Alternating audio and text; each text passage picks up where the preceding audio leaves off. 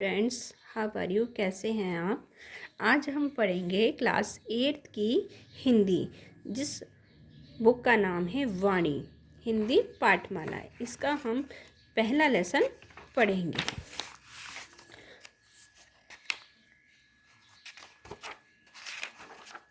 हमारा पहला लेसन इसमें दे रखा है कली और फूल। इसके अंदर कविता है ये, कली और फूल। फूल से बोली कली, क्यों व्यस्त मुरझाने में है? फायदा क्या गंध और मकरंद बिखराने में है?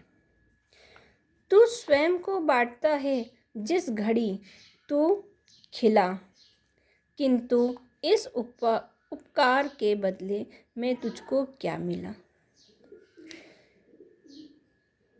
कली कहती है फूल से कि क्यों व्यस्त मुस्कुराने में रहते हो? तुम्हारी जो गंध है वो तो सब जगह बिखर जाती है, तो तुम ये क्यों अपनी खुशबू इधर उधर बिखराते रहते हो? मेरे को देखो, मैं तो बंद कली हूँ और उसके अंदर मेरी खुशबू भी अंदर ही सिमटी हुई है। देखो मुझको, सब मेरी खुशबू मुझी में बंद है। क्या बोल रही है कली कि देखो मुझको, सब मेरी खुशबू मुझी में बंद है। मेरी सुंदरता है अक्षय, अनछुआ मकरंद है। मैं किसी लोपो भ्रम के जाल में फंसती नहीं। मैं किसी को देखकर रोती नहीं, हंसती नहीं। कौन कह रहा है? कली कह रही है कि मैं किसी को देखकर ना रोती हूँ और ना ही हंसती हूँ। फूल उस नादान की वाचालता पर क्षण भर चुप रहा। फूल जो था वो बिल्कुल चुप रहा, उस कली की सारी बातें ध्यान से सुनता रहा। फिर स्वयं को देखकर भोली कली उससे ये कहा। क्या बोला फिर वो? उसको कली से कहा, जिंदगी सिद्धांत की सीमाओं में बढ़ती नहीं। यह वह पूंजी है जो व्यर्थ से बड़ी है, घटती नहीं। हम जितनी अपनी खुशबू, अपनी जितनी भी अच्छाइयाँ दूसरों को बांटेंगे उतनी ही वो बढ़ेगी। 4 दिन की ज़िंदगी खुद ही जिए तो क्या जिए, बात तो तब है जब मर जाएं औरों के लिए।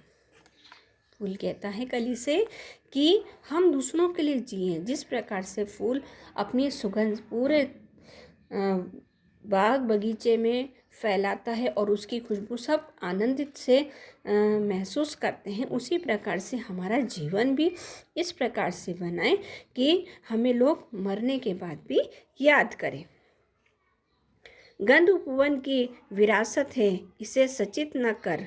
बांटने के सुख से अपने आप को वंचित ना कर। कवि फूल कली से इस प्रकार की बातें कहता है। यदि संजोन का मज़ा हुआ है तो बिखरने में है। जिंदगी की सार्थकता बीज बन जाने में है। दूसरे दिन मैंने देखा वह कली खिलने लगी। शक्ल सूरत में बहुत कुछ फूलों से मिलने लगी। जब फूल ने देखा कि वो कली धीरे धीरे क्या होने लगी, खिलने लगी है, और उसे लगा कि वो बिल्कुल मेरी तरह है। इसलिए कभी भी अपने अभिमान नहीं करना चाहिए। निस्वार्थ हमें भाव से हमें लोगों की सेवा करनी चाहिए, सहयोग करना चाहिए।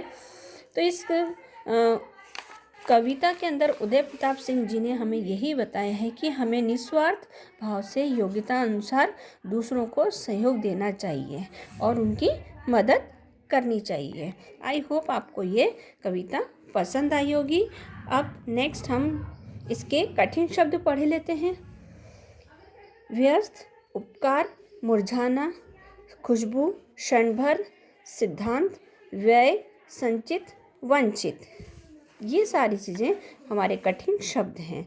इन्हें हम दोहराना चाहिए क्योंकि ये हमारे को आसानी से याद करने में दिक्कत नहीं आएगी और हमें लिखने में आसानी हो जाएगी। Thank you so much. आपको ये कविता पसंद आई होगी।